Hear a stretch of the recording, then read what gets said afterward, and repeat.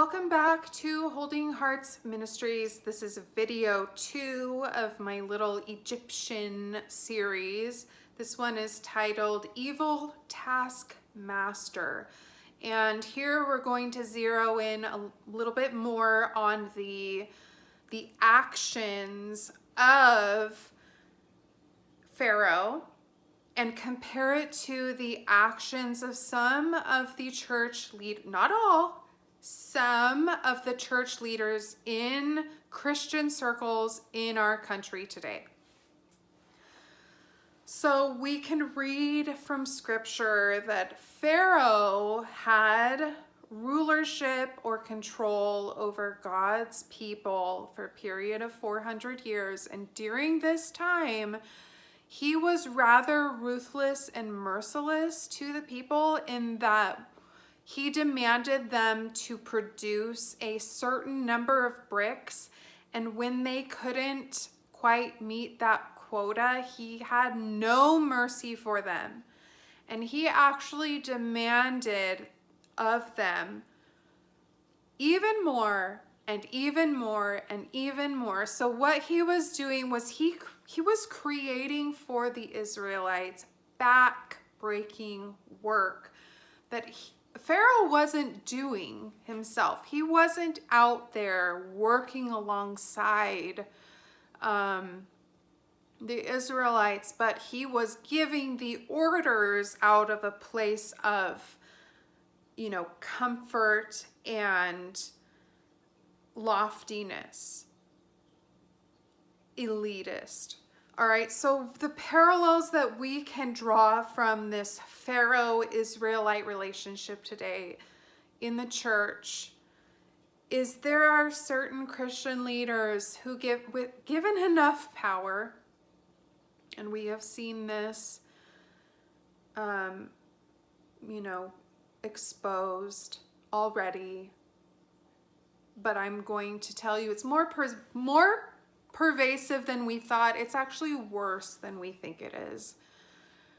We have these men who have been given positions of leadership and power in our culture because of the norms that we've created, the standards that have been adopted by the people. And when the people adopt these standards, they become subject to these leaders almost voluntarily because of the norms. But what we see is I was reading a very sad story about IHOP KC and the Mike Bickle disaster, in that he had interns coming, and these are wonderful young adults who are coming to serve and love God boundlessly. And they become an intern and they go to the 24/7, house of prayer, and they're praying and fasting and serving, working very hard with very little regard to personal space and boundaries as far as general health and well-being, or having the ability to take time off or to rest or to care for their own chores at home, like cooking and laundry. When these kinds of evil taskmasters step over the healthy bounds and boundaries of said leadership, that's when it turns into abuse. Laying heavy burdens on God's people's backs without being willing to lift but a finger themselves.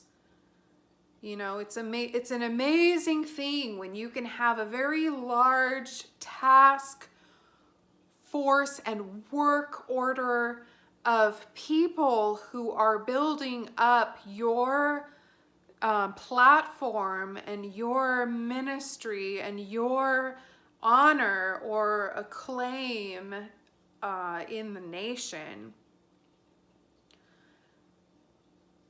But without having checks and balances and healthy boundaries in place in leadership, in seats of power, when things are allowed to be slid under the rug and become so, lazily lenient against using people, that's when the vile nature has just ramped itself up.